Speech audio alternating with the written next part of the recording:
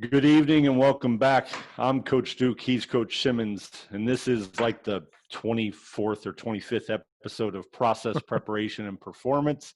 We're rocking this thing, JR. It's rolling. Listeners are coming in from all over. I'm getting text messages from people. I'm coaching my kid's youth baseball game last night. I come across a kid that I coached in high school and middle school, and he goes, "Coach, you got a podcast?" I'm like, "Yeah, man." So I am promoting the podcast on the baseball field. It's going good. Baseball game didn't go real well, but we got to promote the podcast, which was really cool. But JR, big day about a week ago. I've been talking about something for about two and a half years. I'm very, very excited about this. I bought a Tesla. Yes, you did. I bought a Tesla. I'm a cheapskate.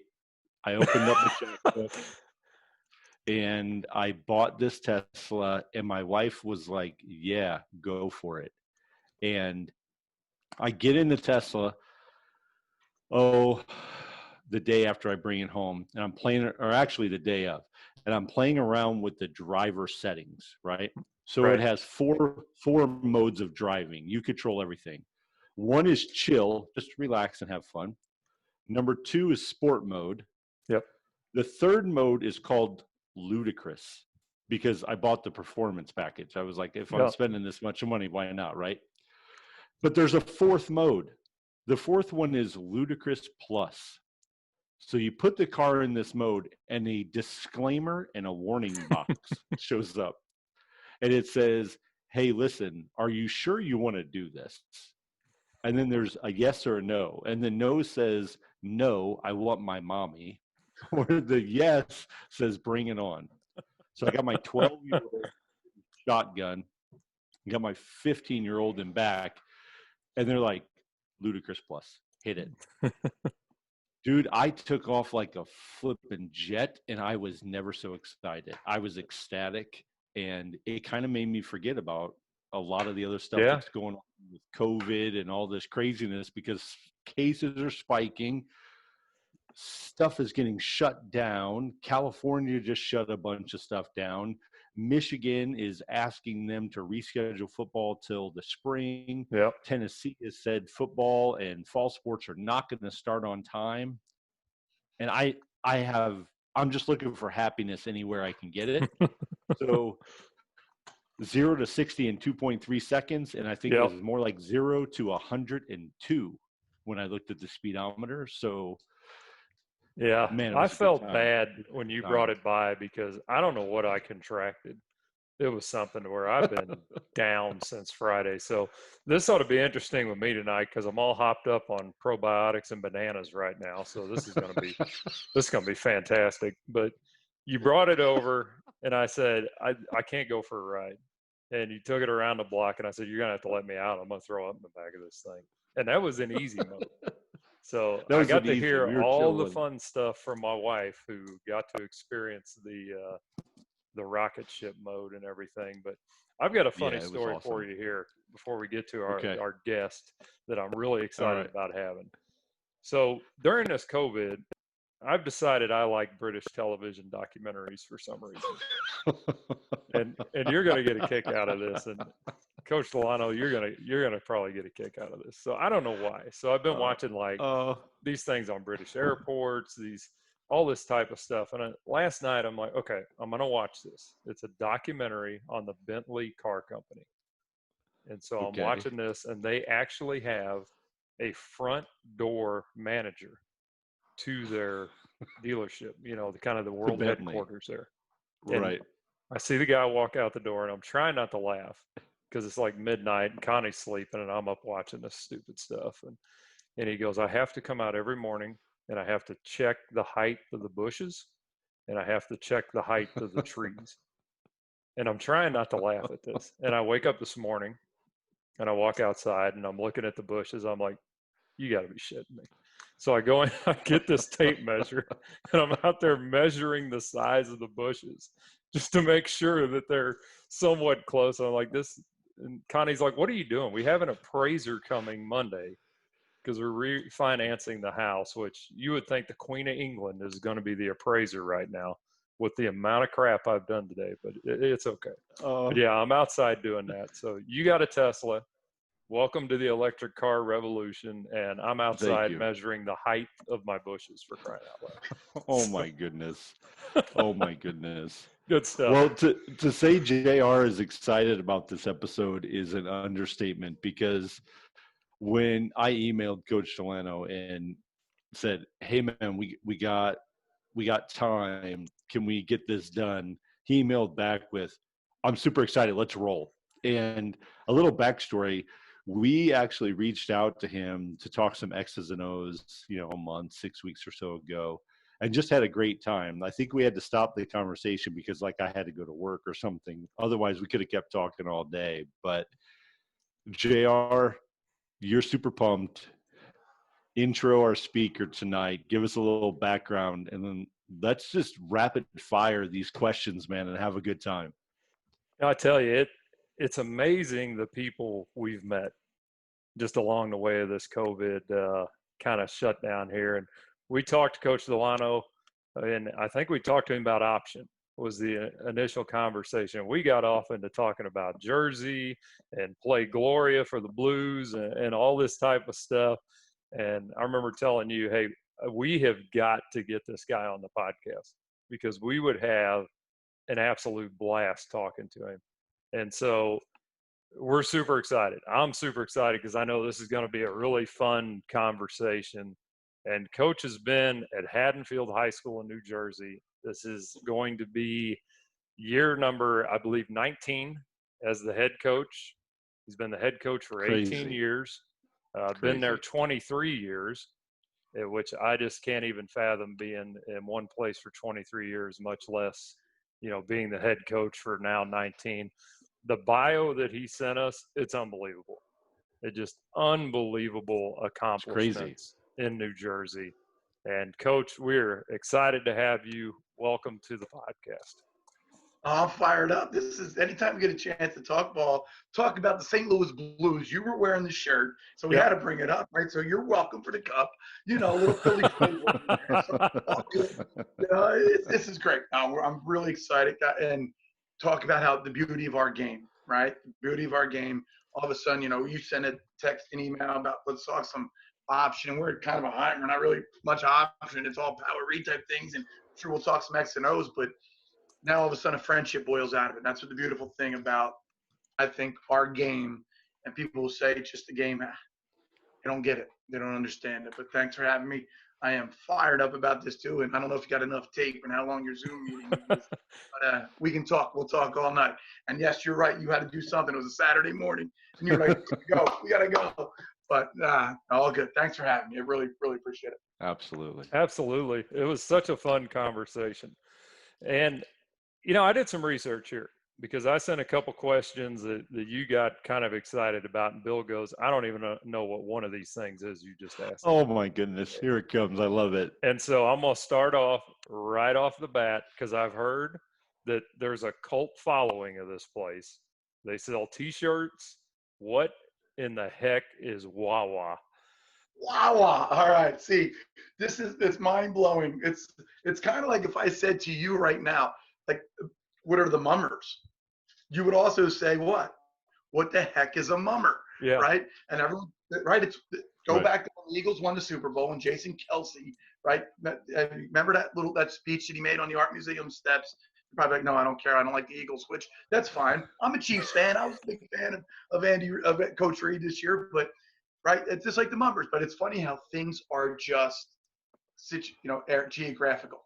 Mm-hmm. And I think there was a big argument actually between Royal Farms and Wawa. Do you know what a Royal Farms is? Okay. All right. Look at it as this big store where you can get food, you can get cheesesteaks, you can get mac and cheese, you can get everything. Little kiosk, go in and punch it in. You can get anything you want. My 7-year-old loves the milkshakes. My 11-year-old, 12-year-old loves the smoothies, right? That's my father-in-law's go-to for coffee every morning. So you can get anything you want.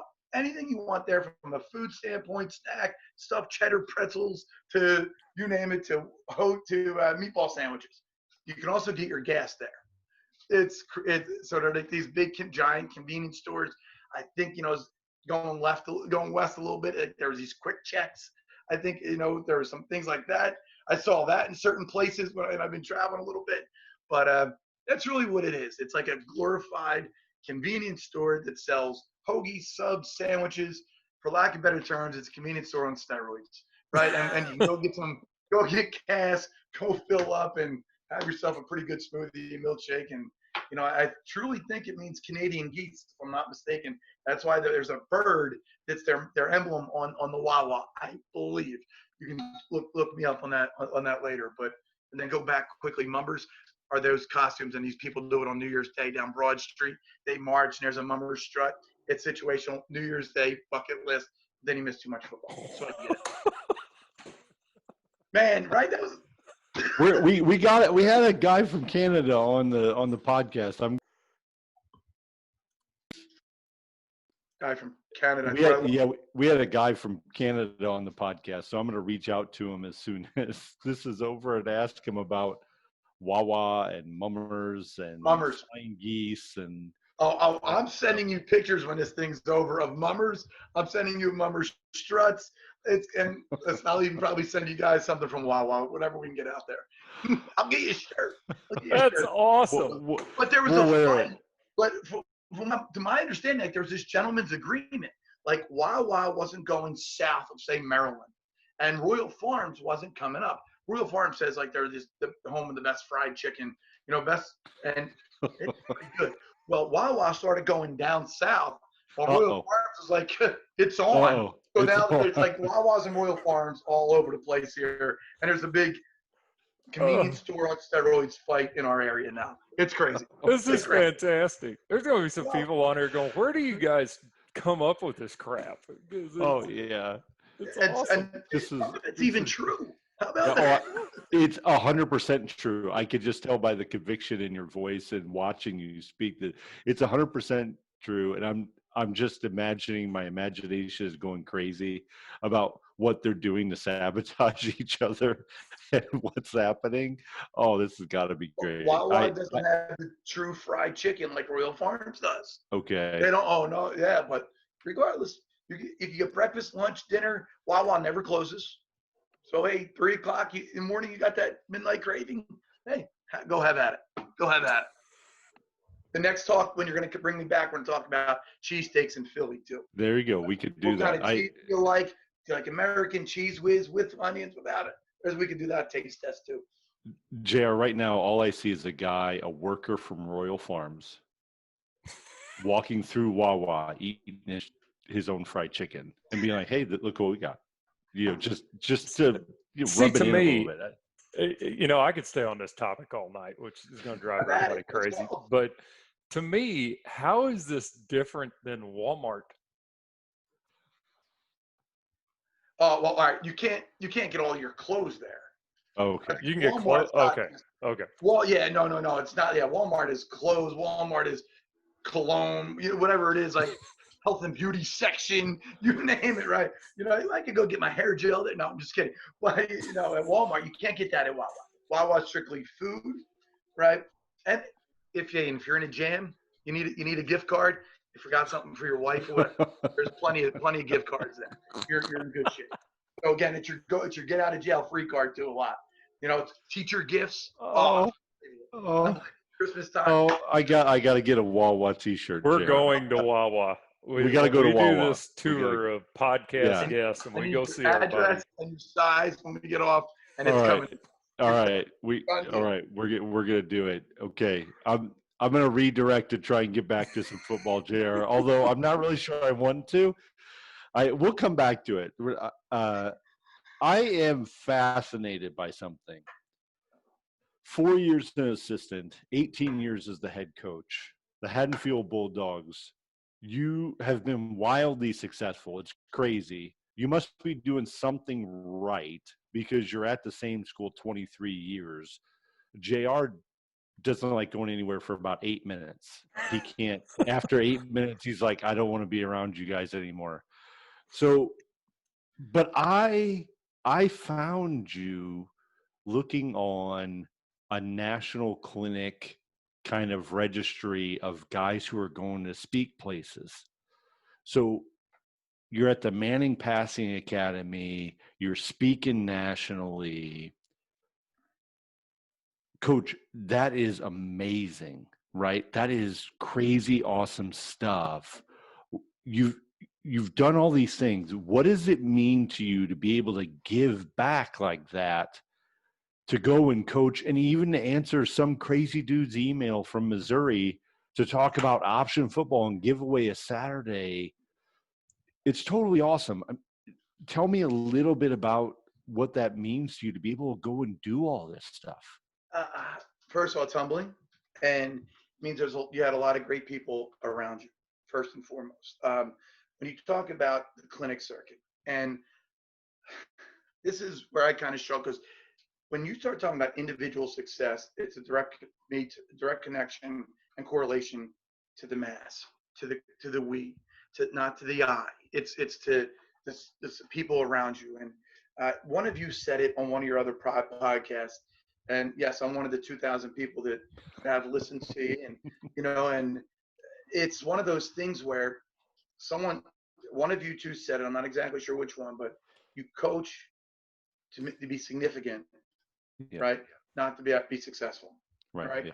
And when people and coaches reach out, listen, I didn't act like I have all the answers. I still don't. Like we started talking that one day about something, and then I was like, tell me about what you guys got going. And you sent me that play, which, by 4x1 look, and we're going to sneak that dude up the seam. And, so it's one of those things that I didn't know much, as going into this whole thing, right? When I was at 25 years old interviewing to be a head coach, when you're a kid, you know all the answers, correct, right? Just ask our own kids, right? They have all the answers to everything, our personal kids, right?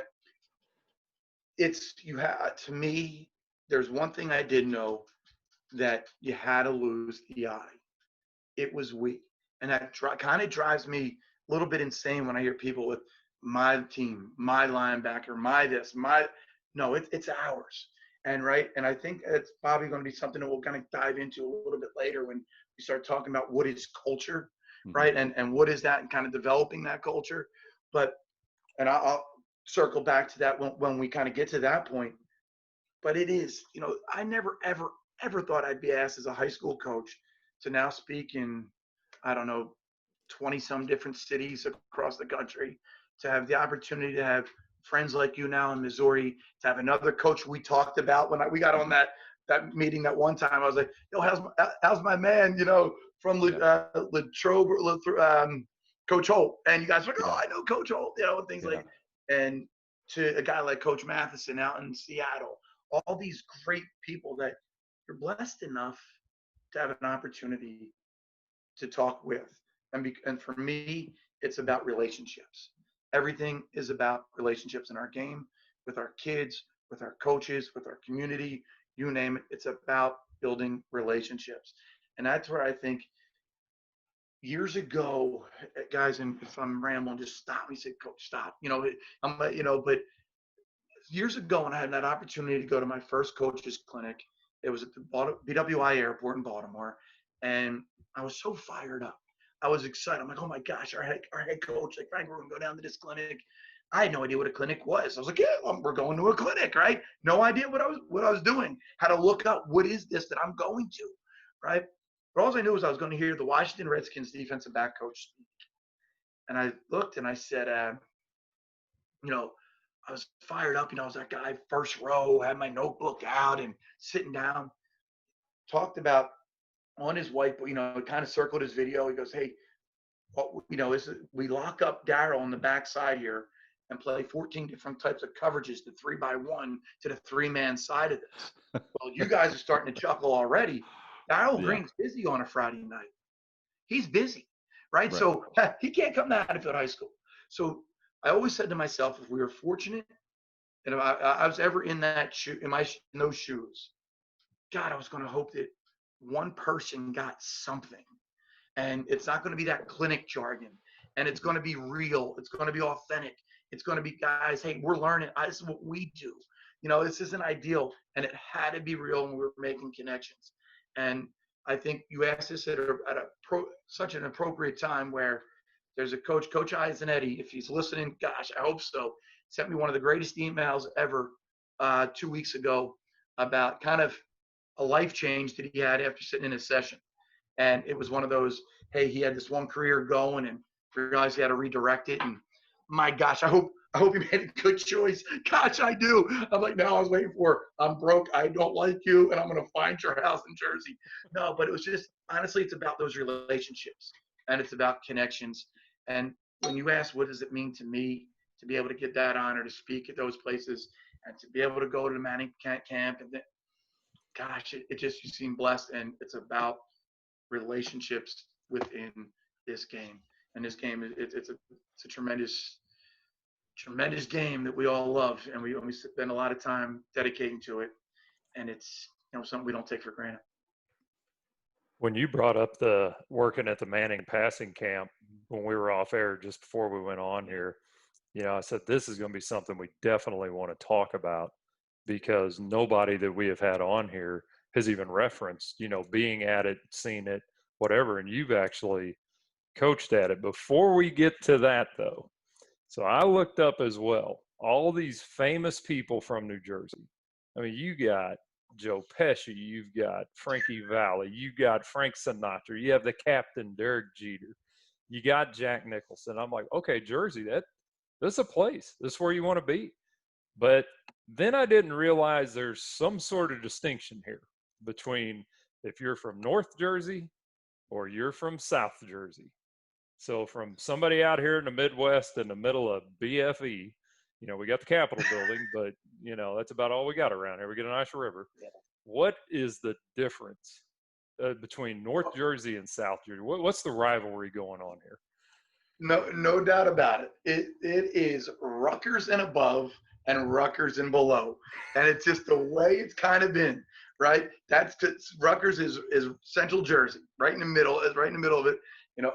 A lot of people knew. And first of all, I think you brought up every Italian guy in New Jersey, right? You're like, oh, Sinatra, this guy, every right? So I see what you did there. But anyway, but New Jersey is a unique thing. It's a unique place, and sometimes it should be almost treated like North Dakota and South Dakota. Although we're trying like heck, Coach DeLano's back, and we're trying to, make it unify the state. But it's kind of the way it is. It's kind of truly been Rutgers and above North, and Rutgers and below South. So it was like you're a Giants fan or an Eagles fan. So it's okay. Giants, Jets. If you're above, Eagles fan, in South Jersey. And then you're talking about Yankees, and we're, for the most part, all the 4 Philly teams. Because I'm 10 minutes from Philadelphia. Right. But I am a good 9-iron from Philly. Not mine, someone else's who can actually play golf. But we can get there in 10 minutes. In fact, I know you quick little 30-second tangent. It was right Christmas break, or winter break. My son and I grabbed tickets to the Sixers game at 7:30 for an 8 o'clock tip. We were in our seats before introduction started. Like, that's how close we are. Wow. That's just the reality of it. So, but it's truly, it's just that unwritten rule where you got the Giants and then the Yankees, Mets, and then it's the Phillies, Eagles, and it's kind of where it separates. There's no doubt, but it should be North Dakota and South Dakota, quite frankly. And it's just the way it is. It's crazy. It's odd. So with being that close to Philly, have you ever ran up the steps and pretended you were Rocky? Heck yeah, absolutely. Yeah, baby. And we took our kids there when the Eagles won the Super Bowl. We knew that's where the parade was going to be, and we went a couple nights before. Absolutely, 100%. You have to, and you have to do the old Yo Adrian and the whole thing. Fit the stereotype. Yes, bingo. You got it. We're ready. No doubt. It seems perfectly logical to me, JR. I mean, I'm Italian. I'd be doing it. It wouldn't even be a question. Like, you get off the air, I get out of the airport, I tell the Uber guy to take me right there, and I would just start running up the steps. That's all I would do. You'd see people from all over the globe doing it. Really? Sure. Oh, absolutely. It's not just a regionalized thing. Like anyone, Rocky came out, I think, in 1976. Yeah. Right. I think that was the first Rocky that came out. And recently, my wife and I, we made our 7-year-old and 12-year-old we made Matthew and Lauren sit and watch the original Rocky. They were looking like, there's got to be something else. This is the legend of this. Like, it gets better. It gets better. Hulk Hogan's in it. Right. You know, everyone knows the Hulkster. But no, it is. It's a really unique thing when everyone goes, especially when the world was different now, when everyone's not, trapped in our house, scared, with good reason. And I know you made reference of, hey, you want the world to be normal, right now, and you're looking for something good, but that's a place that is busy with traffic from all over the place, all countries, people speaking different languages. You're like, whoa, Rocky, Rocky, let me take your picture. Yeah, it's fun. It's fun. That's awesome. That's incredible. I really want to. I've been in New Jersey once, so I'm going to diverge. I'm going to tell a little story. I'm going to a guy I know in medical school. I'm going to his wedding. All right. Asked for some help. Like, where should I fly into? Here's where the wedding is, all that stuff. Him and I were really tight in med school. My wife and I go there. We fly into Elizabeth, New Jersey. Okay. Now, JR, I'm going to tell you that where we went from there was someplace that I don't want to go again. I mean, just like the travel agent who helped us, who was a family friend, she's like, oh, go here, you'll be right there, you'll take this over to here. I'm like, okay, fine, whatever. So we go into there, right? And JR, this is no lie, the hotel we go to has bars on the windows. Okay. We're on the main floor, and I go to check in, and you're checking in, and the person checking you in, there's bars on that window. You put your stuff through, they spin it around, give you your key, give your stuff back to you, right? And I'm like, holy bejesus, where am I? I had just gotten married, and my wife, lovely lady, tough as nails, redhead, love her to death. She looks at me and she goes, nope. Not staying here. See ya. So I was like, I think we made it to the room, opened the door. She went in, did one of these. We're out. And I was like, well, I really did just get married. Don't want have this a in coin thing next to the bed. I didn't even get that far in the room, JR. I don't even think I crossed the threshold. So I've been into Elizabeth, New Jersey, and if I had my wife come in here from the other room, she'd be like, we're never going back there. Like, it would instant, she would remember it. But I really got to get to where you're at, Coach. I got to get up there. I want to see what Bulldog football is all about. I want to see what's going on. And that's going to lead me into this next question that I'm dying to know. It's part of our script. I get it. And it's going to go wherever it goes. Sure. But you're somewhere for 23 years and 24 going on. You've done a lot of different things there, not just football. You've obviously created some kind of culture in that building, in that community. It's funny you mentioned community because right before you said it, I wrote it on my desk, wherever this is, right here. I wrote it down, and because that's what struck me. It's about relationships. It's about that community. You're 25. You're going in there to get the job. You have one idea of culture. You're there now 23 years. What shape has it taken over that time? Correct. 23 years, that's something, right? You got to make sure you're kind of reinventing ourselves, making sure that the program is always the first and foremost. What are we trying to accomplish? Well, Ken, you go into this interview at 25, you have no idea. You have no idea. You're trying to convince this panel, this board of ed, everyone that you're the right guy. And where we talk about relationships, I'm going to steal kind of a PJ Fleckism when you talk about culture. What is it? It's connecting people, right? How do we connect people? And when I say connect people, I mean all people, not just those 70-some guys that are in our program. Amen. And that's probably a 3-hour conversation that we can kind of talk about with connecting people. How do we make, right, that 7-year-old kid want to be a future Bulldog? How do we go in to the local barber shop and make him feel a part of our program? How do we make sure our teachers feel a part of our program? The mayor feel part of our program? How do we connect past, present, and future? Whether you played football or you didn't. How do we do that? Right? How do we make sure that we're including, all the council people at our banquets and things of that nature? What are we doing to kind of build those bridges to where it is an important thing? It is an event, right? Going to a football game is a big deal. When you walk in somewhere and it's, hey, Frank, how are you? Coach, how are you? What do you, but flip side, hey, your son got married. How'd that go? Where it's a two-way conversation and building relationships and building that sense of culture in that community. And I think that was the number one thing that I think we needed to do. Again, you're hearing the reference of we, because again, it's not just my program. We wanted our mayor to feel like this was part of her program. We want everyone to feel that sense of belonging to this whole thing. And from a football standpoint, one of the things that we kind of did right out of the gate, and this is where, like, when I get a chance to do this on the Glacier circuit and talk about, building continuity and things like that, because obviously the youth program, I think is really huge in tying in a circle of success, sustained success in terms of winning on a field. And we can talk about that in a second if you guys would like to jump into that. But this part of it, from our own day-to-day operations of our program, and I know yet only 4 years, but I also sat at banquets, 4 years in college. I sat at banquets, 4 years in high school.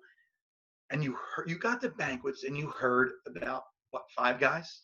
The most valuable lineman, most valuable back, most valuable team MVP, most defensive MVP. Well, what are we doing? Right? We're trying to preach team. Yet we go to a banquet and we hear about 5 guys. We hear about the MVPs. And everybody in that room, right? Everybody in that room knows who scored the most touchdowns, knows who's going to play Division I football. They all know it. In fact, they're all tired of hearing about it. And if we are sitting here preaching team and everybody's got a value, what about that guy whose contributions are Tuesday, Wednesday, and Thursday that nobody sees because he's the scout team guy and he's not good enough to play on Friday night? How's that kid being honored at a banquet? And you're sitting there going, well, what's a banquet event? Because, again, it's not about the MVP. It's about connecting what? People. All people. It's about connecting our 15 guard, who we know is $145, will not see the field unless he gains 40 pounds, right, of strength and muscle, and he won't be able to get himself on the field. But he's still a valued member to our team. So for us, right away, it was, how are we going to change what the banquet looks like? The banquet, how's it going to look like? And we wanted to make this a college-type banquet. Some people are like, why? It's not a college. Some kids aren't going to get that ability to play college football. Right. And we want them to understand that we just practiced 82 times and played 10, 11, 12 if we're lucky games. Well, what was that for? Well, it's for lifelong relationships, and hopefully it's the best time of your life, but that sense of belonging and making sure that we are representing, that H on our helmets. And it's kind of usually the first pregame speech of the year about who you're playing for. You're playing for him, your families, your father, your mothers, your aunts, your uncles, whoever, either who may have been a blog, whether they were a football player or not, who cares?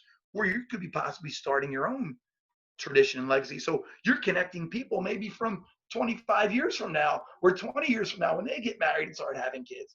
So for us, it was that banquet, making that a big time deal, because some kids aren't going to get that ability. Like your son, we were talking about getting recruited, is going to have the opportunity, Coach Duke, to play at the next level. He's going to get that opportunity in all likelihood. But how many kids on that team aren't? So, so freshmen, we honor them just by class. Sophomore, we honor them by class. The juniors get jackets. Not one that you can buy at our tent. You know what I mean? Not a Wawa. Yeah, not a Wawa. Correct. At a Wawa, no doubt about it. Right? That was good. Maybe a little farm stuff. That was good.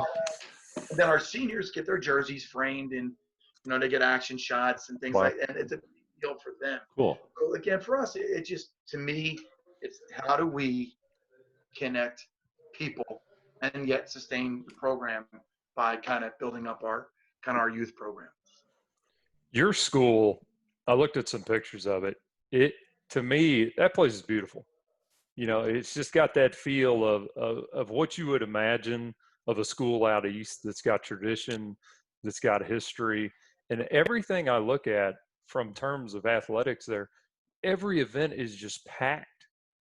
And it just seems like your school culture and everything that you guys have going on, it's such a positive place to be. Coach, thanks for saying it. We're pretty lucky, and we're lucky from the standpoint that community is completely bought in to Haddonfield athletics. There's no doubt. Friday nights are, you're right. It's the old. Think of like an Ivy type school set, and you go back and you look. There's one. Everyone sits on one side. Mm-hmm. We have an announcer. Like football started at Haddonfield in 1893, right? Like so. Yeah, exactly. It's a deep tradition of football, right? And I think the announcer, Mr. Parsons, I think may have been there since 1895. No, he's like, I love the man. He's the master of goodwill. But if everything you think about the old type of throwback, kind of like the even just think of like the hat that I'll wear and the scarf and the whole deal like that. But it is a very neat place that supports all of athletics. Interesting kind of fact that we do something called the All Sports Award in our Colonial Conference, right? And what it is, it's like a big golf game. So all the common sports, where in basketball, if you finish second, you get a 2. If wrestling, you finish 3, you get a 3. Girls soccer, you finish 1, you get a 1. So it becomes a golf game, right? Low score wins. We have won the All Sports Award since 1979. Oh my goodness. Oh my gosh. Oh my goodness. It's wild. Now, is that the 95 team super conference thing I read about? All right. Now, football, about 5 years ago now, because people were looking for schedule relief, right? Okay. We joined this. It's West Jersey Football League, which is a 95 team kind of super conference. And so us now, we're not really from a football standpoint in the Colonial Conference. Okay. We're in the West Jersey Football League. Yet everybody else, all other sports, still remain in that Colonial Conference because, they're talking about smaller schools that needed schedule relief. If not, their numbers were going to go down. And, so I guess from that standpoint, it made sense. I know there were many schools of thought on it about, hey, we shouldn't do this. I know there was a time when we took over where we were getting pasted by 50, and that wasn't even an opportunity or a thought. And again, we're not sitting there patting ourselves on the back, but that wasn't even a thought of let's get out. It was how do we continue to try to get better, clinic, coach, talk to people, pick great minds, and more importantly, coach our kids up and get them right. And that's, but again, that's kind of that 95 team super conference is what football competes in. Yet our school still maintains that tradition of the Colonial Conference, which I think was established in 1945, I want to say. So it's been there a long time. Who's the rival? Like who's the school? Yeah, we play a team called West Defford, who extremely good football team, and tradition usually has it where we play twice, once in a regular season, and we find our way to play each other in a playoff somewhere, and kind of the beginning part of it, hey, let's call it what it is, right? There's no legend of me. I don't make up stories. Beginning, they were taking it to us. There's no doubt. And we knew that's what we had to catch. They're a wing T team. They were a true 50 front, brand new wing T, better than any team that we would ever see. And they were just methodical, well coached, big, strong, everything that you wanted in your teams, quite frankly. Then when we started catching them, in about 2008, I would say, 2008 was when we finally got them, and we finally beat them. And then after that, it was kind of whoever won in the regular season, it was like, because in the playoffs, it was the other way around. It was usually that's kind of the way it played out. It was very, very. But that's been a big one. Yet our Thanksgiving Day, I don't call it a rival, I call it a tradition. We've been playing that one since 1902 on Thanksgiving Day. Yeah. So yeah, it's wild. You sit there and you look at people in the stands, and I see again. You talk about relationships and people. There's nothing more satisfying on Thanksgiving Day to when you look in the stands and you'll see a gentleman who's in his 80s, sitting in either a Haddonfield or Haddon Heights jacket, just sitting there with Right. his eyes, or a guy comes for the first time back to our place. Can I see this place is beautiful, like Right. it's really cool. It's really neat. And my first year as our head coach in 2002, it was the 100th anniversary of the game. It wasn't the 100th game because we missed a few for war, actually. World Right. War I, and I think World War II, there was one that was missed. But so they did a parade of decades, like the 10s, Oh, nice. 20s, the 30s. Wow. And it was cool because, like, obviously the 10s, I think there was one person still there. Like, it was Yeah. awesome. And then, but then at the end, there was both teams, bands, cheerleaders, players, and then to present day. It was so cool. Even to the fact where our end zone was painted up red and black, theirs was garnet and gold, like it was the Tennessee checkerboard, and Sure. our school painted their colors in the end zone too. Like, again, to me, it's a tradition. It's not necessarily a rivalry. At least we don't view it that way. I don't gotta ask them on that one, but that's a pretty cool deal. Cool. People don't get it, man. Football is not X's and O's. It's absolutely community. It's absolutely relationships. And I've told this to a number of people. Football has given me way more than I've ever given it. And there are people that have forgotten more about this game than I will probably ever know. Correct. So when it comes to people tell me this team sport or that team sport, for me, we can argue it all we want. There is no other team sport above football for me. But other people have their deal, and that's cool because they have the same kind of traditions. They have the same kind of things that go through it. Yeah. But it really is that way. You're so right. And then you even look at it from a personal standpoint at our own home lives, right? And shoot, when you talk about connecting people and connecting we better make sure we're connecting our own personal families to it. Because again, all the time that we're spending to this thing, if I don't have the right wife at home, I don't have the right kids, the kids that accept it and feel this isn't going to work. But then you talk about, hey, we're planning things around football because why? It's an understanding. Think about who the people you go to when times are tough, right? Probably your teammates somewhere along the line. You were teammates, that dude. Who's the best man at my wedding? Yeah. Right. Who are the guys? It's just the reality of it. And I, that's another conversation for probably another day. But football to me it doesn't necessarily define you, but man, does it shape you? Does it give you a little bit of, what do you do in a time like this? Well, what do? You dust yourself off. You find a way. You get through it. Why? Yeah, absolutely. That's all we know how to do. And we're just lucky. We're lucky to be a part of this game. And it's our game. And we always tell our guys that we got to leave it better than when we found it. Right? Always remember who you are, where you come from, and who you represent. Right? Because at the end of the day, there's going to be two guys doing a podcast with the next coach at Haddonfield High School 50 years from now going, what do you think about this game? Right? And hopefully they're saying and smiling with fond memories like the three of us are right now. Yeah. I say that all the time. Leave it better than you found it.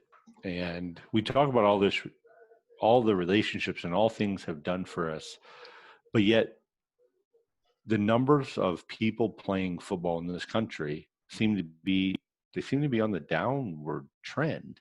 And I don't understand it. I know when parents ask me all the time, because I'm a physician, parents ask me, is it okay? And I'm like, listen, first of all, I let my own kids play. And I'm a little biased because I love the game and stuff, but it's really never been safer than it ever was because of the awareness, because of the equipment we have, because of things getting spread out. Football's not fought in a phone booth every Friday or Saturday anymore. Things are spread out a little bit. We're letting people have fun and reducing injuries.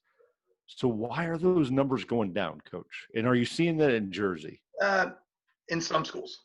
Schools, yes. Ours is steady right now at about 78 kids freshmen to seniors. And that's pretty big for our size school. You know, we're a Group 2 school, 1 being small, 5 being the biggest in New Jersey. So again, for us, that's solid. That's really good. So how many kids do you have in your school? Just about 740. You know, so a little over 700. Okay. And that's freshman through senior.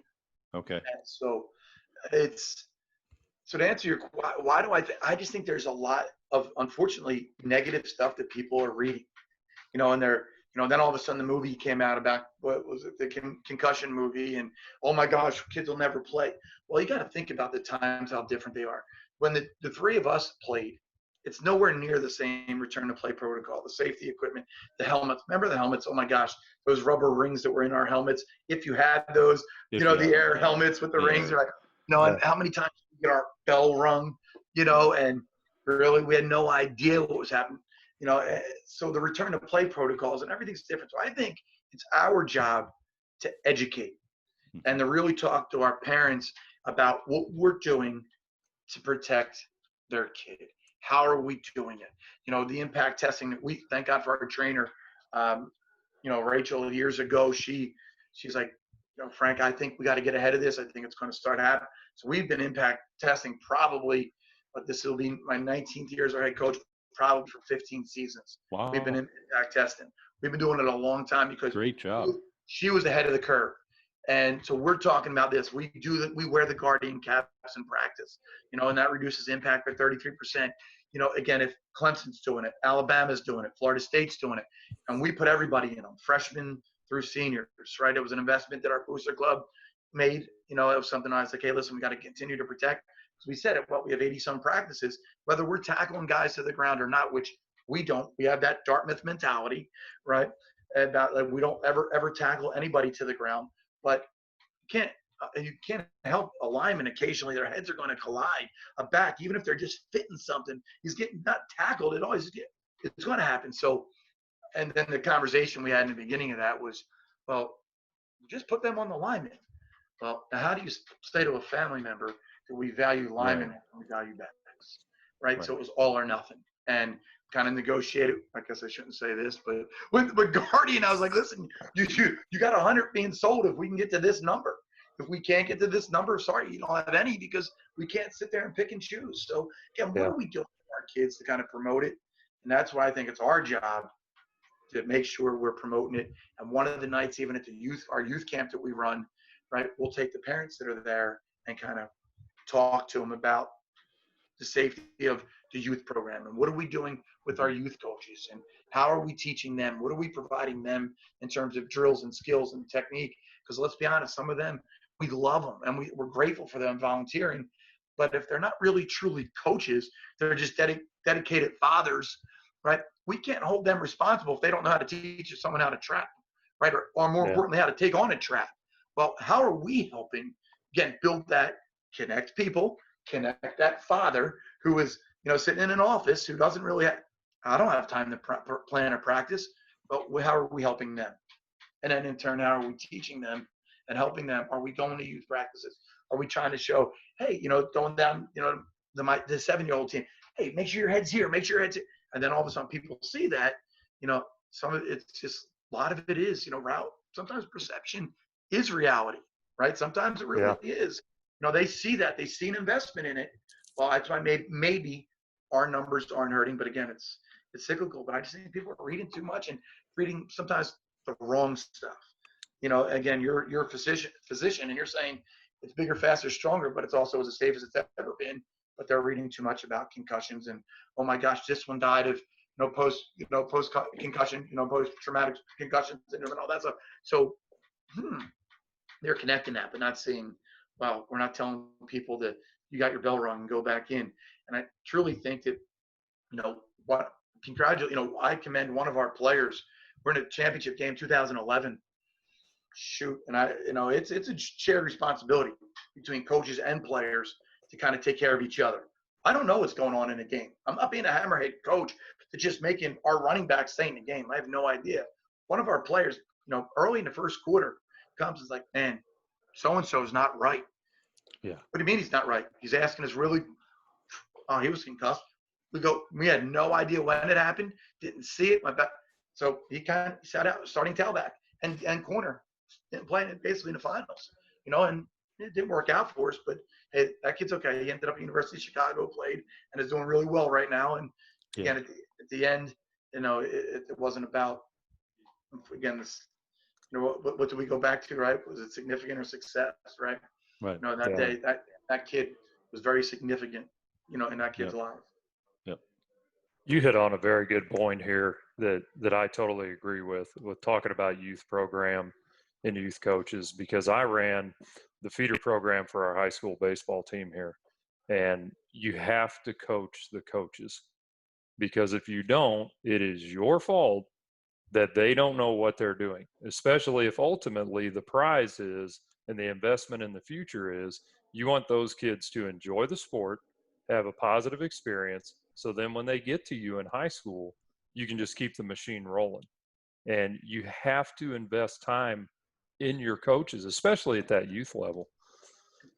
No doubt. I couldn't agree with you more. And this is actually one of the session that I spend almost an hour with in, doing at Glacier and on the Glacier circuit, talking about developing continuity between the youth program as well as the, in the high school program. So we sat years ago and we had some resistance in the beginning, obviously 25-year-old guy, right? And we had plenty of resistance with, we're not doing this, but we've designed playbooks what the 65 pounds should look like, what the 75 pounds should look like, and 2 plays plus 2 plays plus 2 plays. So when they get to the unlimiteds, they're doing hand signals and everything. Because we all know when you get to high school, there's 2 deficiencies, right? Physical and mental, right? Physical is going to come, age, puberty, weight room, just getting in the weight room around, that type of thing. Kids aren't lifting, their bodies aren't mature yet, things like that. But mentally, if we can help eliminate that deficiency of the mental game by establishing a core from when they were 6, 7. Now all of a sudden they get into high school, and now all of a sudden they're hearing, oh shoot, that's 26 power, that's 16 that's power read, that's, oh, you want to run a slant arrow combo here, okay, great, that's 773, perfect. Again, and now all of a sudden build confidence, you connect people, make kids want to come back. Because for us, the bottom line with the youth program is, please, it's retention. Please come back, and it'd be awesome to bring a buddy. And then our youth camp, that's why we end every camp with Mr. Salty. That's an ice cream truck here. Sorry, guys. Anyway, at the end, every kid will get a camp giveaway, right? And they'll get an ice cream cone. Why? Because kids like ice cream. Absolutely. And football is great if they leave with an ice cream cone. As my 7-year-old right here is like going, yeah, ice cream. Anyway, that's fantastic. Yeah. That building awesome. Block approach, it just works. And when you get them at your level, you guys are really good at what you do. When Bill and I talked to you, about how you're running option, and we got to talking about power for a long time, it's obvious you guys have a very systematic approach that works. But in New Jersey, what offenses do you see? What defenses do you see most consistently that you're kind of running into? It truly is. It's a wide variety. Like, on our schedule, again, this year alone, you'll see 3 traditional wing T teams, like old school 100-900 series. Like, it's true. It's the Buck series, the Belly series, you name it, and you'll see that. You'll see some spread teams. There's absolutely, so you'll see 3 of those at least, maybe 4. And then you'll see maybe 1 traditional Pro I team. So then you see a wide gamut of things, wide gamut of teams. Obviously, a lot of things now are going as truly spread, whether it's spread no huddle, again, or spread looks.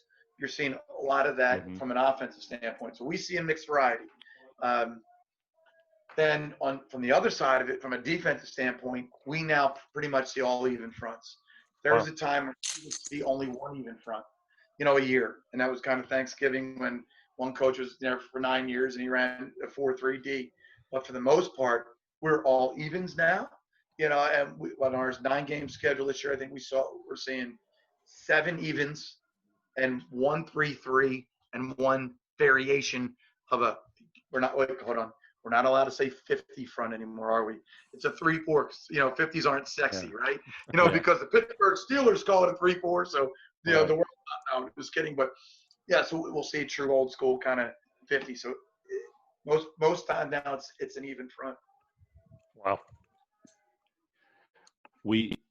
JR and I laugh because we weren't too successful from the scoreboard standpoint last year, but we were playing a game, and I clearly remember we're playing a team who has a lights out quarterback going Division I, a lights out running back.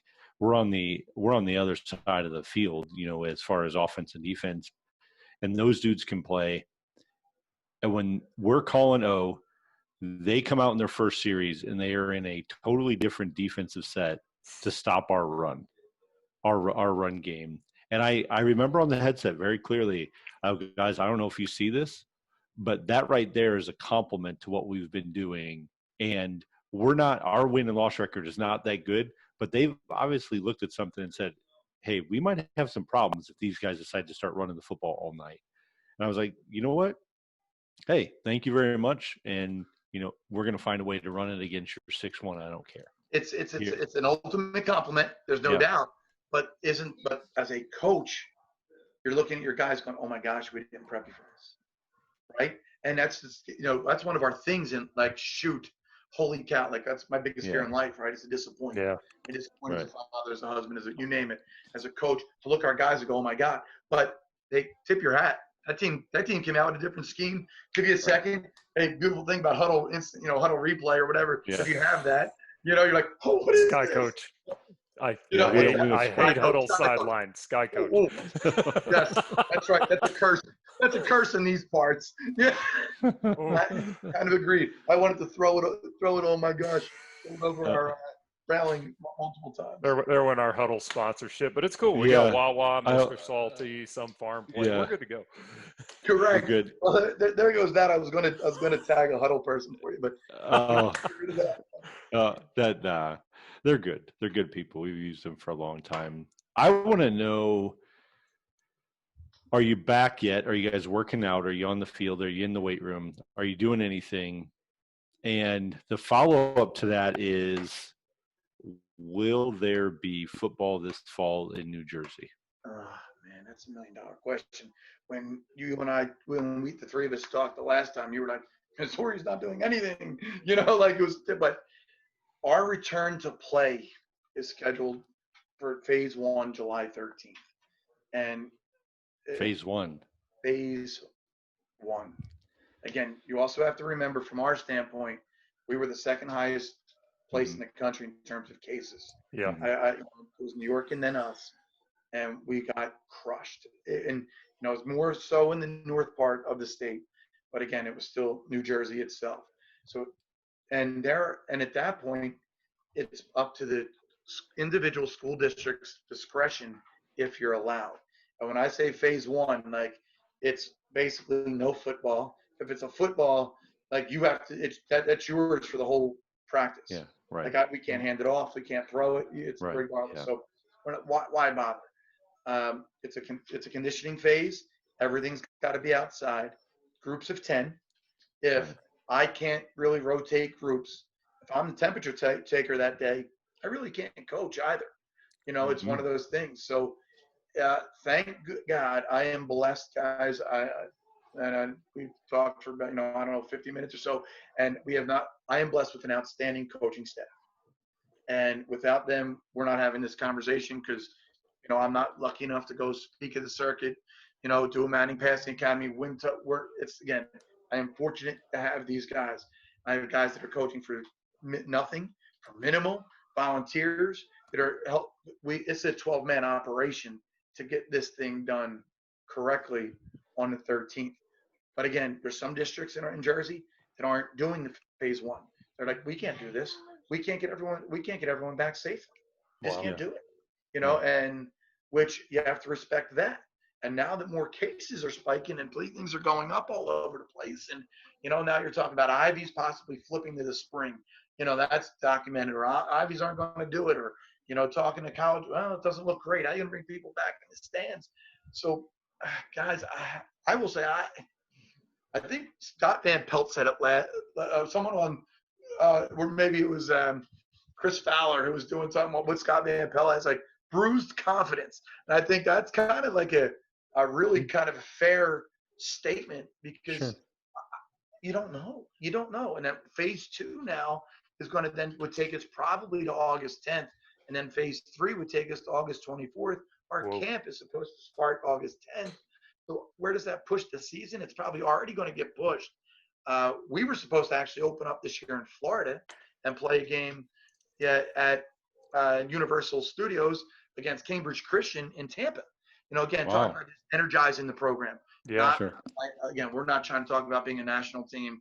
You're not going to see us on a Kirk Herbstreit special thing, all this stuff. No, you're not going to see us in these 7-on-7 tournaments. No, but it's not.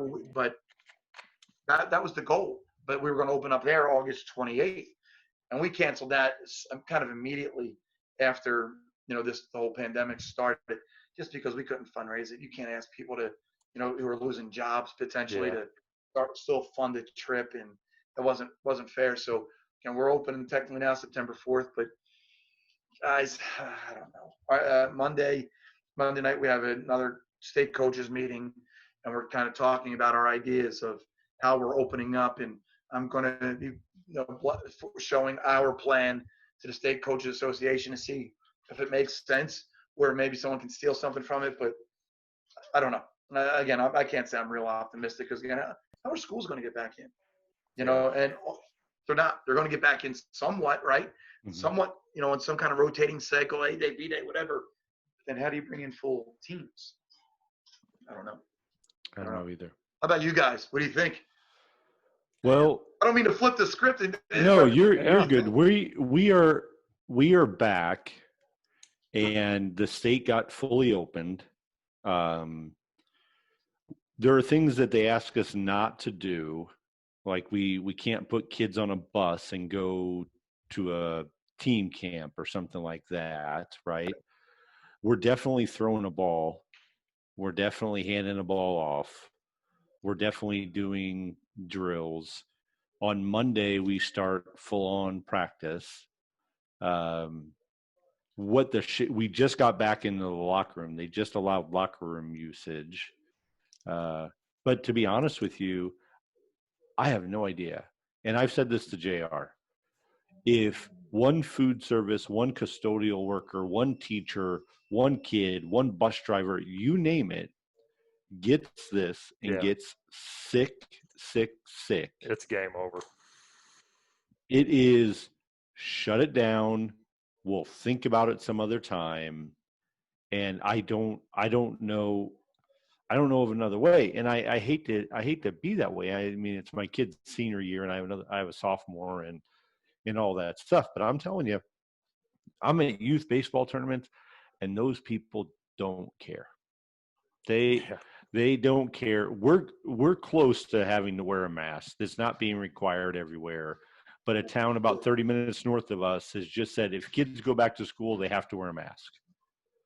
And they're a large school district. Yeah. I mean, we tens have of thousands of kids. They're not allowed in stores. Really? We just got the haircut. The barber shop just opened up last week. It was, and you're sitting in your chair with your mask on. Really? And they're cutting around it. And my daughter's softball team is back a little bit. Well, coaches got to, we're wearing masks. When we go back on the 13th, as from the New Jersey State Football Association, the NJSAA rather, all coaches have to be in masks the whole time. Wow. Kids have to be in masks if in line, but if they're running or sprinting, they can pull it down. Our precautions have been very high, but I think also now it's kind of still reflective that we're one of the only places that aren't spiking right this second. Gosh, knock on wood, we're not right this point. Yeah, we are. The numbers are going up. Yeah, we just shut down. Like indoor dining was supposed to open up tomorrow. That's closed. That got closed back down. Done. So it's all if you're going out to eat, you're basically eating in the parking lot on a picnic bench at these places. And I understand the schools of thought where people got to open back up because listen, if you're your family, you don't know where your next check's coming from. I completely get it. I get the yin and the yang of the people yelling and screaming, we got to open back up. Then you're looking like, all right, are you one of the 30,000 deaths that we had in New Jersey? Was it one of your family members? Right. It's like, is it maybe I don't know. Fortunately, my family were good, but we also have done everything we were supposed to do in terms of quarantine and things of that nature. So we'll see. Gosh, we hope. Yeah. Crazy. Man. Crazy times. Yeah, I do know tough. one thing though, there, Coach Duke. I want to get up to New Jersey and watch a game. I want to come. I want to get in. I want to meet this announcer. Maybe he'll let me on the microphone for a minute. They'll be like, "Who's this dude, and where does his accent come from?" But I've got to get there. I want to watch a game for sure. Would love to have It would be a good love time. To have you. It would be a good time. All right, quiz him, JR. Quiz him. Let's see what he would. All right. Let's see how he would answer. So we've had this poll going on for a while. We've asked every guest because Bill and I contend there's only 3 ways to run a football. You can either do it inside the tackles, outside the tackles, or you can run option, which is both inside and outside. I don't know where else you're going to run on the field. You can't run like backwards. Well, you could, but it may not turn out well for you. So our question to you, do you agree with us that there is only 3 ways to run the football? Well, listen, if there's 4 types of Tesla modes, right? We got full mode, sport mode, ludicrous mode, or ludicrous plus, or whatever those 4 were. Right. Guys, I can't argue. Like, what do you say? Like, reverse counts as what? A perimeter run. Yeah. Shuffle pass. Oh, well, that's a pass, right? You're talking inside, but at the end of the day, it's right. Hey, at the end of the day, it's run or pass, right? And I love those coaches on the sidelines. Hey, watch the run. Hey, watch the pass. Well, that's good. That's deep. Yeah. That's deep stuff, right? Deep. But Right. it's a good one. How long did you think of that one? But Right. no, listen, I can't argue. But no, you're there. You're there. JR, we're totally winning this thing. Yeah, we got it. I want to know what did someone else say. Well, we had one guy say misdirection, and JR said, "Listen, man, it's either inside or outside the tackles, whether it's misdirection or not." We had one coach who coached with Woody Hayes. Yeah. So, and he's a very intelligent dude, very smart dude. Yeah. I look up to him. I've called him for advice. He's like, well, I'll add one to it, and not because it's a different type of run, but because it's the mentality, and that's quarterback sneak. So it's still inside. Yeah, it's still inside. He fully admitted that. He's like, hey, it's still inside, but I think it's a mentality. We didn't talk about the variations and how we're getting there. Yeah. You didn't say anything about how we're getting inside, or how we're getting outside, because then at the end of the day, you're like, well, then it's veer. Right, because veer can be inside, veer can be outside. Mm-hmm. Hey, what if the quarterback puts his foot in the ground and gets north quickly? Like, hey, what's the difference? Right, so you're not talking about presentation. No. You're saying this is where it has to go. This is where it has to go. Out, and even option, it's either in or out. Right. So, so maybe I'd argue the other way. It's either in or out. Option just the presentation part. Well, we say option because it usually has an inside and an outside one. So it has a combo. It has both.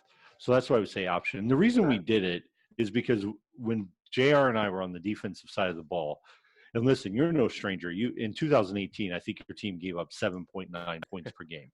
Okay, so you obviously understand defense, right? So when JR and I were looking through this, we're trying to find ways to just simplify it down so that we don't it drives me crazy when I see a scouting report that's this big for a high school defense. And they're like, well, they ran trap 85 times to the strong side, but they ran it 32 times to the weak side. Out of these 8 formations on the strong side, out of these, I'm like, that high school kid has got to do his math. Okay. The dude needs to get his algebra grade up so he can play. He don't have time to memorize all that. So we broke it down to, listen, you can fully expect this is a team that runs to one inside the tackles. They do it about 95% of the time, and that's why we're doing this. Or they think they could beat you out there because they think they're faster than you. So we got you, right? All the way down to, and JR is a master at Excel, and we're playing a team that is double wing, and they want to run triple option. Mm-hmm. But JR will tell you right now, they are not an option team. They Handoff don't team. pitch the ball; they hand it off. So don't don't don't spend 2 guys on pitch. They're not giving it to that kid. Let's not chase ghosts, right? Yeah, don't worry about it. Smack the dive in the face and we'll win the football game. And that's exactly what happened. So that's where it came from. Those double wing teams, they want to run, and then they want to try to really run midline, and midline's a bear. That's tough. You start putting midline in there, and then everyone's condensed. And that sets football back. I'm just kidding. For anybody who's, I live in New York, not New Jersey. I'm a Yankees fan. No. Yeah. Hey, come on now. I said I wear my Yankees hat. That's right. So, Coach, we've been at this for about an hour. The oldest game played is tag, and the way this works is you've been it, and we would like you to tag someone to be it. A little bit of fun we'll add to it. JR and I have a secret bucket list of tag guests that we will add to it. We're actually going to talk to somebody from the 85 Bears here pretty soon, believe it or not. That's awesome. And if you get us hooked up with a guest who is on this bucket list, we're going to donate money to your charity and theirs. It ain't a lot of money because, we don't have any sponsors for this. And I just bought a Tesla, so I got to make a car payment. JR's getting the house appraisal. Maybe we could get Wawa. I'm telling you. Yo, let's do it. Listen, man, I'm all in. I don't know who Mr. Salty is, but bring him on. Softy, JR, Softy. I've offended the whole ice cream industry up there now. This is awesome. So, Coach, everybody wants to know. Everybody wants to know who are you going to tag? Oh man, shoot! You gotta. My guy's probably not on your bucket list. Man, you're challenging me here. I know. I just don't. I'm gonna go. It's not. This is disappointing. I know. I'm sorry about that, but we're gonna tag Adam Matheson, who's a tremendous human being out in coaches at Mountain View High School out in Seattle, Washington. Oh, and nice. I'm going to go 3,000 miles away just to give you something different. All right. Okay. Tremendous human being, another Glazier guy, and aces, lights out, one of the best human beings on the planet. What does he coach? He's the head football coach there, and he's also their AD at Mountain View High School. Yeah, Ooh. I'll send you his contact. That's a tough job. That's a tough job. Okay. Yeah, he's a good man, real good man. I know. So before we go, you got to give me odds here. Can Philly make it to the Stanley Cup playoff to play my Blues? Nobody cares about hockey, JR. Nobody cares about hockey. Don't answer that, Listen, Coach. Don't answer that. You could probably get him off this podcast now. Let's talk hockey talk. Right? Listen, now you're in my Jesus. man. I'm gonna mute myself here. You guys have your fun. I'm gonna go get some. Hey, if you've never heard of the Broad Street Bullies, Coach Duke, you can't be in the conversation anymore. No. I listen. We're not talking about bullies, okay? We're not talking about bullies. It's bad conversation. Hockey, is it still a sport? Are they around? I mean, really, what's going on? How many teams are in the MHL or NHL or whatever the heck it's called? What is it? I don't know. He's a blast. How many teams are in the NHL now? Overall? I have no idea. Yeah, how many teams are in the NHL? I'm pretty sure it's about 32. 30, right? 30, 32, somewhere around in there. Vegas came in and screwed everything up. So well, that's where everybody's going, right? Isn't that right? That part of the restart? Yeah. Right. Yeah. Vegas or well, I know the Blues are going to Edmonton, I think. Toronto, right? So or somewhere. Oh, so they're finally leaving St. Louis. Look, Sid Abel, which nobody'd understand that unless they knew Blues history. We ain't got time. Let's just remember though, the St. Louis Blues are coached by a Philadelphian. Yes. Craig Ruby was a Flyer twice. Yeah. Twice. He's the man. Man. I hope the Fly guys are in the conference. Yes. This was the worst time for this to happen for them. They were rolling. They won like 10 straight, or 10 of their last 12. Oh, shoot. This would have been a really good run. Like, listen, oh boy. And it's almost like why it's like the second season, second tournament. But yeah, hey, that's awesome. Gloria versus. Okay, listen. Here's what we're gonna do. JR, Coach DeLano, if you guys get a hockey guy on, you guys run the podcast for that night. You guys do it because I really will have nothing to ask. I'm stupid that way. Shot, I can do that. Okay, sweet. Oh, listen, I will call you. I'll call your bluff on this one, my friend. No, it's fine. You could absolutely be a co-host if we get some hockey dude on because JR will be in full gear. We'll suit up. I mean, we can do it. He'll be in everything. He'll be ready to go. I would have to see if we can do it quick before he leaves. But there's a good chance at this. There's a good chance. All right. We're in there. Let's do it. If you get that, I don't even know who it is. If you get that money to your charity, we'll put him on the bucket list. If he's not there, you'll be a winner. All right. Let me see what we can do on that one. I will shoot him a text as soon as we are off to see if we can get that done. That'd be awesome. This would be a lot of fun. I'll bust the old flag. I will tell you. Once we start recording this, then I'll share who I'm talking about. Okay, fair enough. Awesome. So, Coach Matheson, you've been tagged all the way out in Seattle. Another hotspot for COVID. I can't wait to do this conversation, JR. It's going to be absolutely amazing. Coach, we didn't dive into any X's and O's. That'll have to be part 2. We'll get to that eventually. Anytime. For all things power, all ways to run it, all ways to get your athletes to football. We've talked about it. I loved it. We have to dive into it, but it's been an absolute blast. It's late there on the East Coast. It's still early here, 9:20. I have to go park my Tesla. Okay, I have to put it back in the garage. App button. It parks itself for crying out loud. And JR and I got to talk. This conversation is over on your end, buddy. This is over. We're done with Breakdown Sports for tonight. Oh, we're done. For Coach Simmons and Coach DeLano, who's the new co-host of Process Preparation Performance, I'm Coach Duke. We've had a good time. See you later.